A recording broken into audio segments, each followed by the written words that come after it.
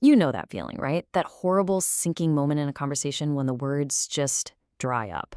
Your brain goes completely blank, the silence gets super loud, and you're just standing there with absolutely nothing to say. It's a feeling we all know and dread. But what if I told you there's a way to handle it? Wow, I mean, this quote just nails it, doesn't it? That's exactly what it feels like, a total system shutdown. The conversation just kind of sputters, dies, and yep, you're just stuck there in that awkward, silent void. Yeah, I'm betting it does. It doesn't matter if you're at a work thing, a party, or just trying to make small talk with the barista. That feeling is pretty much universal. We've all been there. So, the person who came up with all these ideas, he used to call himself the king of awkward silence. For real. He said he could make even the simplest things like ordering a pizza feel incredibly weird. He honestly thought there was something wrong with him, like he was born missing a part that everyone else had. But then, he had this huge aha moment, a total game changer. And this right here is the most important idea we're going to talk about. Being good at conversation isn't something you're born with. It's not a talent. It is a skill. And skills can be learned. So here's the thing that really got him thinking. Around his best friends, he was the funny guy, super engaging, could talk for hours, no problem. But put him in front of someone new?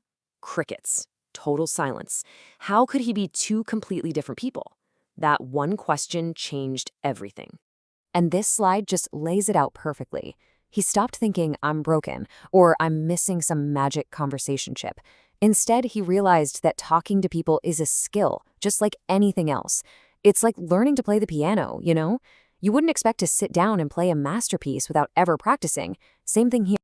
So what did he do? He basically became a conversation detective. He started watching and studying people who were just naturals, people who made it look easy. And from all that observation, he boiled it down to 3 simple, easy-to-use tricks that totally turned things around for him. So let's break them down. Okay, trick number 1. This one is all about seeing a conversation differently. Instead of it being this scary, empty space you have to fill, think of it like a treasure map. Every single thing the other person says is a clue pointing you to where to go next. And your tool for following this map? Super simple. Follow-up questions. It's all about taking the information they just gave you and using it to unlock the next part of the discussion. It's what creates that easy, natural back and forth. Let's just walk through an example. Someone says, I went hiking this weekend. Now the conversation killer is just saying, oh, cool, and silence. But with the treasure map, you ask, oh, cool, where'd you go hiking? Now they're talking about a trail. From there, you can ask, how long was the hike? See what's happening? Each answer they give you literally hands you your next question.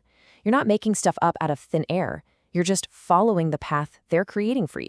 All right, let's get to the second trick. Now, this one might sound a little backwards at first.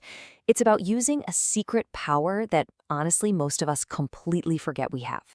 So get this, what if the real key to becoming a better talker is to actually talk less? I know, it sounds weird, right? But the magic here isn't about what you're saying. It's all about what you're hearing. Think about it.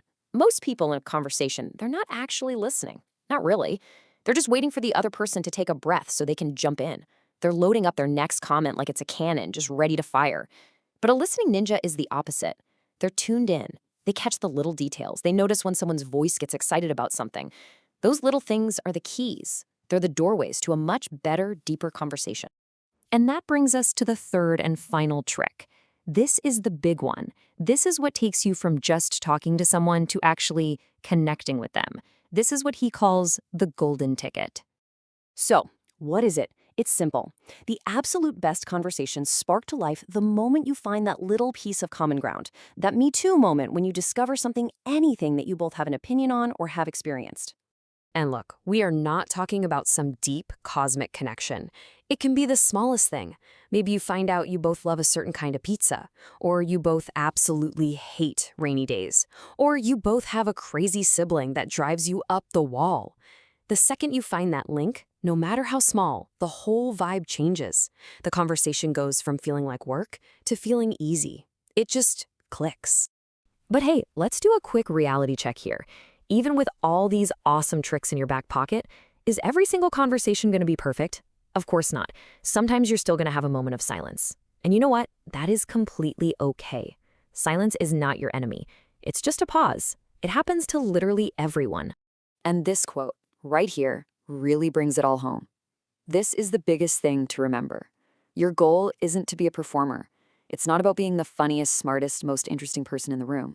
Your real job is to be curious. It's to listen. Your job is to make the other person feel heard, and in doing so, help them show you how interesting they are.